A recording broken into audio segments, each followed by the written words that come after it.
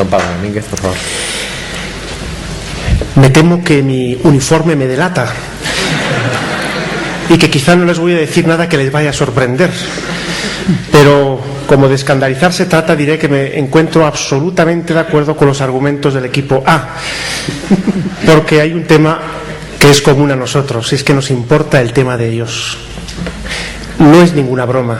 Es un tema muy interesante porque, sobre todo desde la época del neopositivismo lógico, se ha tratado de vender la idea de que hablar de Dios o discutir de Dios carece de sentido sin Dios, ¿no? Eso se ha tratado de decir, carece de sentido, y no es verdad. Por eso digo, y medio en broma, pero más bien medio en serio, que es mucho más, por tanto, lo que nos une al tratar el tema de Dios quizá que lo que nos separa, porque la preocupación por ello es propio del hombre. Y lo que les voy a hacer durante estos minutos de mi exposición es contarles mi vida.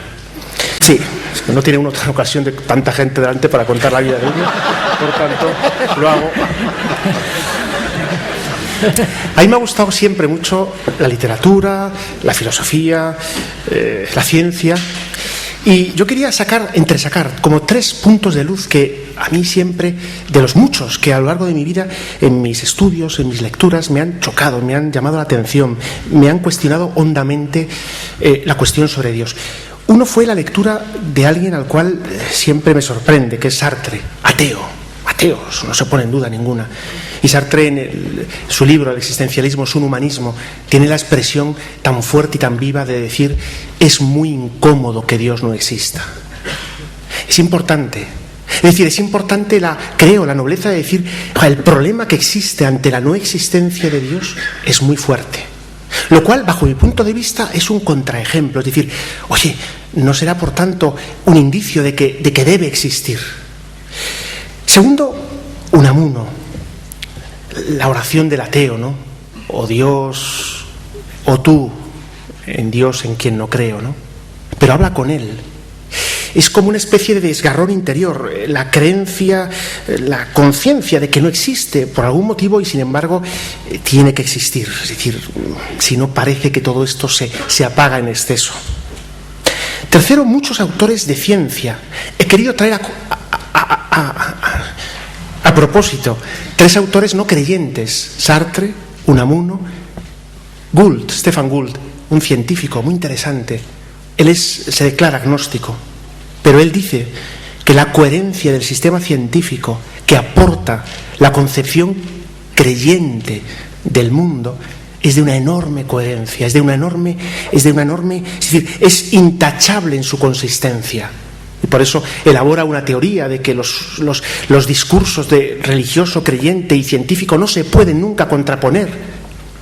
Bien, por eso digo que es muy interesante descubrir que, en efecto, también desde el ámbito de la no creencia hay estos vestigios, o esto que llamaban los clásicos la adumbratio, es decir, una especie de sombra de creencia. Sin embargo, en el estudio, creo que me quedan todavía 12 minutos, ¿no? En el estudio del tema, a mí lo que más me ha llegado, me he dedicado a la epistemología, a la filosofía de la matemática, estas cosas, y a mí una cosa que me sorprendió fue lo que todos ustedes lo conocerán, el famoso congreso que Hilbert hizo el año 1900, famoso por todos. O sea, Hilbert, era un tío simpaticísimo, decidió reunir a los mejores matemáticos científicos de que el mundo existía en el 1900 en París y decide proponerles el programa hilbertiano, es decir, vamos a conseguir de nuevo la reestructuración del sistema racional mundial, es una especie de nueva enciclopedia, pero por procedimientos puramente algorítmicos, ¿no? Matemáticos, rigurosamente lógicos. Bueno, lo que consigue en la siguiente reunión que hace con ellos es justo haber demostrado lo contrario, es decir, que para mostrar que todo lo que vemos, vivimos, es coherente, es necesario un principio que está más allá de lo que vemos y tocamos. En fin, dicho con palabras un poco así divulgativas, que el principio que demuestra la coherencia de un sistema no pertenece a ese sistema. Por tanto, lo que sí estoy convencido en que todos estamos de acuerdo es que existe un límite más allá del cual algo hay, porque los límites tienen 2 partes. Los límites tienen 2 partes, lo que vemos y lo que no vemos. Bien, hasta aquí la primera parte. La segunda es muy sencilla. Es muy sencilla porque en todo este proceso, que no tengo ninguna duda de que te conduce a vestigios de que Dios existe, aunque siempre está esa pregunta, exactamente ¿qué es Dios? ¿Quién es Dios? La segunda parte es que, claro, en mi caso concreto, antes de buscarle yo a Él, me encontró Él a mí. Puede parecer una cuestión así puramente propagandística, pero no lo es. La experiencia de quien se ha encontrado con Dios es algo profundamente serio e intelectual. Es decir, no es una mera cuestión sentimental, aunque el sentimiento interviene.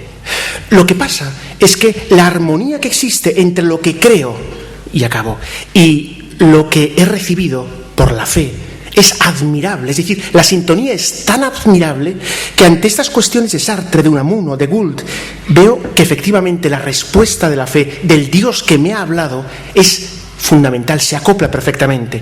Eso sí, y para acabar, es verdad, por tanto, que yo puedo decirlo, y lo digo así, sé que Dios existe, pero también diré una cosa, lo que también sé es que es muchísimo más lo que no sé de Dios, es muchísimo más lo que desconozco de Él, y sí sé que no sé todavía cómo es, que necesito verle más, que necesito conocerle más, y por tanto, mi sabiduría, entre comillas, a lo que me lleva es sobre todo a la profunda humildad de la razón o humillación de la razón de decir, Dios mío, eres demasiado grande como para poder conocerte.